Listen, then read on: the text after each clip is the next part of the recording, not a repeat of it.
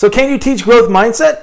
I mean, this is a question I asked myself at the beginning of last school year, and I actually put something in place to teach my students about growth mindset. And I want to share with you the findings from that. I want to share with you what I realized from teaching my students about growth mindset. And the answer is yes, you can, but I'm not sure it's really worth it. Let me explain what I mean by that. But first, let's go ahead and play that intro.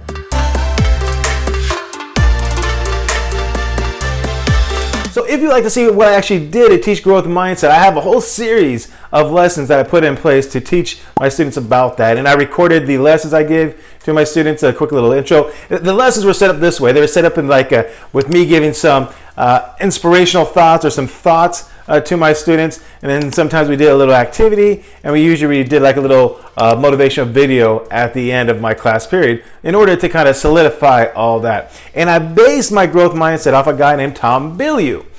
He's the guy that created Quest bars. He has something called Impact Theory right now. And so my lessons are based upon his 25 bullet points that he has put in place. And out of that, I taught 25 lessons on growth mindset. And so that was my format for last year. So when I started last year, I made a commitment that I would use the entire year, each week, roughly each week, I would teach about one lesson on growth mindset to my students. And then hopefully at the end of the year, they would be better off. And I want to share with you what I realized from doing this for an entire year. But I didn't want to just be a matter of opinion. I wanted to have some facts. And so here's what I did. I had my students do 3 different surveys. One survey is something called the 40 developmental assets. And so that is where students, the idea is that the more developmental assets they have, the better they are to make decisions and do less risky behavior. And so I had my students all take that test at the beginning of the school year. And then I also had them take 2 tests on growth mindset. Just to get an idea, each one's a little tad different, but I had them take 2 tests to gauge where they're at growth mindset. And then the plan was, and what I did is at the end of the year, I had them take the same exact test to see if there was any growth. Standard teacher stuff, right? Pre-test, post-test. And here's what I found out. Here's the first thing that surprised me. The developmental assets they took, it's pretty much what I expected it would be. There's overall, they're kind of like average in my opinion. There's a ranking, for developmental assets. Once again, the more you have, the better off you are. And they did okay overall on that. It wasn't like a pass-fail, just kind of where they were at. But when they took the test on growth mindset, the 2 surveys of growth mindset, this is what surprised me. About 90% of the students already had a growth mindset. Now, if you don't know what that is, the bottom line, fixed mindset, you kind of think things are the way they are and they can't change, and you're kind of the way you are and you can't change. A growth mindset is the idea that things can change, that you can change and acquire new skills to get better. And at 90% of my students already started the growth mindset, and that surprised me because I was expecting that number to be a lot lower. But nonetheless, I was committed, and so I taught a total of 25 lessons on growth mindset. And then at the end of the year, we took the same exact test. And here's what the results were. My formal piece of paper right here, let me read it to you. Here's what the results are. On the 40 developmental assets, 56% of the students scored higher, 36% scored lower, and 8% stayed the same. What this told me, there's really no conclusive evidence there to support the idea that a year's worth of growth mindset lessons actually gave them more developmental assets. All right, so that's no big deal. But how about the surveys that actually were on growth mindset? Here's what the results were. Pre-test, post-test. Post-test. So there's a total of 25 students, each taking 2 surveys. So I had a total of 50 tests to calibrate the data. And here's what we got. 30% of the tests were higher, 14% were lower, and 56% stayed the same. So what that tells me is a whole year's worth of lessons on growth mindset. I saw some improvement in my students, but there's also some students that didn't improve. And so how effective were those lessons overall? And so my overall conclusion is, they're probably worth it. You probably can teach growth mindset to an extent. But here's my new phrase. Here's the phrase I love that I heard this. I think this is it. But is the juice worth the squeeze? Is the effort worth the results? And my answer to that is no, the effort is not worth the results. I spent hours preparing, hours in teaching about growth mindset for results that, for the most part, were really not conclusive one way or the other. Did it hurt them? I'm not sure it really hurt them, but was it much of an improvement? Definitely not. And was it worth the time? It was not worth the time for me to prepare, as well as the instructional time I used to teach growth mindset. So can you teach growth mindset? The answer is, I'm sure you can, but is it worth it? No, I don't think the juice is worth the squeeze.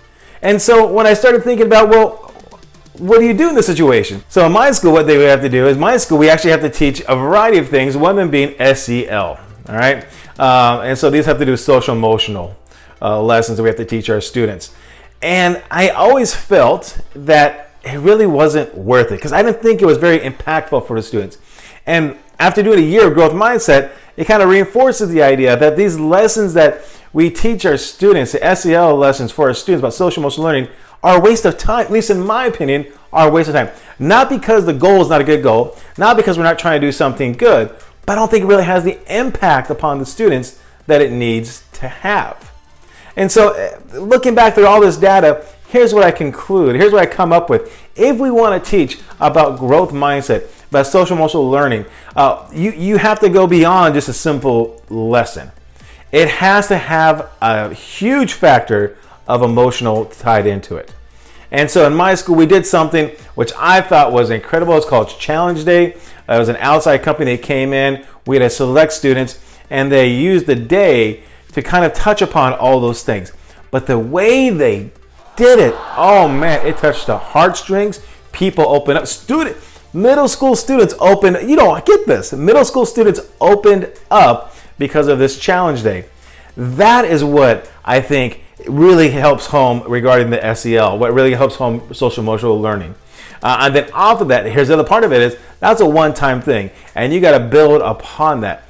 So something like that, I think the juice is worth the squeeze. Something like that, I do think it's worth its while putting the effort in because it has a huge other impact, emotional impact factor in there.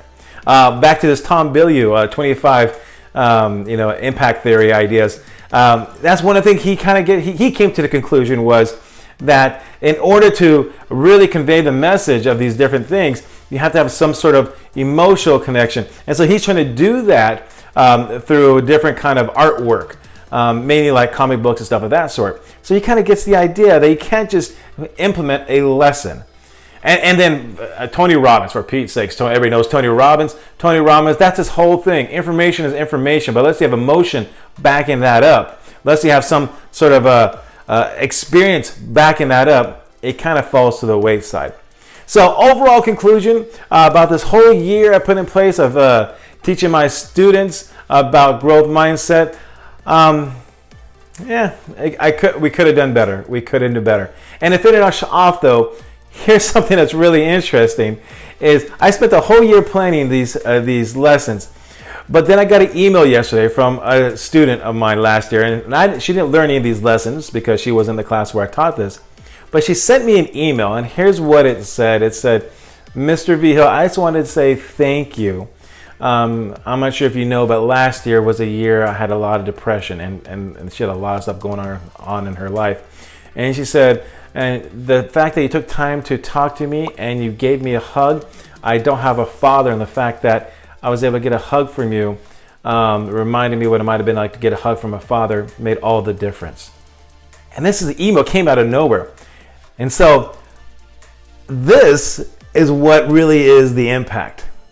Not these planned lessons, but moments like that where we're able to connect with our students. And the hard part is you can't really plan for those too much. They just kind of just happen. If you teach long enough, you'll have those moments.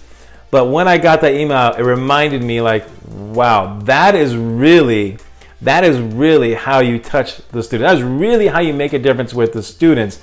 Isn't these planned lessons on social emotional learning, planned lessons on growth mindset. It is the fact that you are there for the students and vice versa, and you create that relationship. Then once that's there, then maybe you can creep in some ideas of wisdom. So anyways, that's my overall conclusion. If you want to watch any of the videos that I created to go along with this, once again, they're all on the channel.